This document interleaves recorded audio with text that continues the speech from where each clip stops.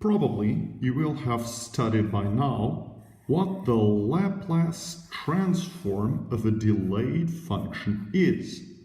Still, it is never too much to remember that this Laplace transform of the delay is given by an exponential and y.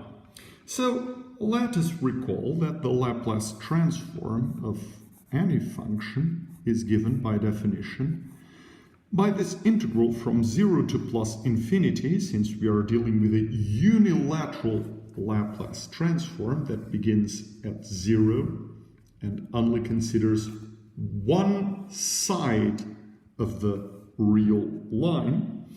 And it is given by this integral, as I was saying, of f multiplied by this exponential here. Now, what we want to know is the Laplace transform of this delayed function, equal in everything to what we had, but now with a delay given by theta.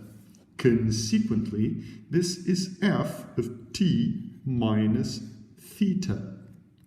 Notice that the delayed function will be equal to 0 until theta. That is to say, what we want to know is the Laplace transform of f of t minus theta. The function is delayed, and we will multiply this by the Heaviside function that ensures that we will have 0 until theta. Remember that the Heaviside function is equal to 0 before 0 and is equal to 1 beginning at 0. Consequently, h of t minus theta will be equal to 0 until point theta, and will be equal to 1 from theta on, since when t is equal to theta, we have an argument here which is 0. So the Laplace transform that we want is the integral from 0 to plus infinity of this. And now we will use a variable change.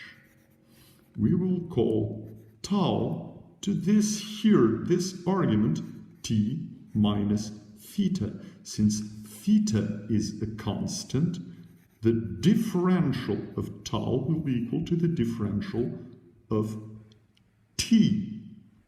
And since tau is equal to t minus theta, when t is 0, tau will be equal to minus theta.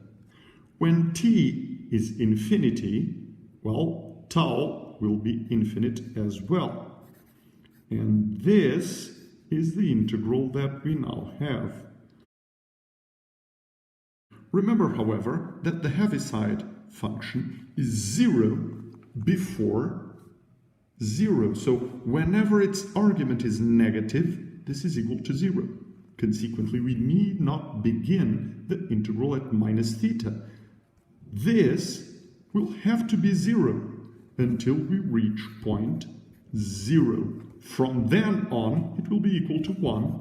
So we end up with this integral here. We now take this part of the exponential out, and notice that what we have left inside the integral is the Laplace transform of f. Consequently, the delayed function has a Laplace transform given by the exponential of s multiplied by the value of the delay, and here we have f of s.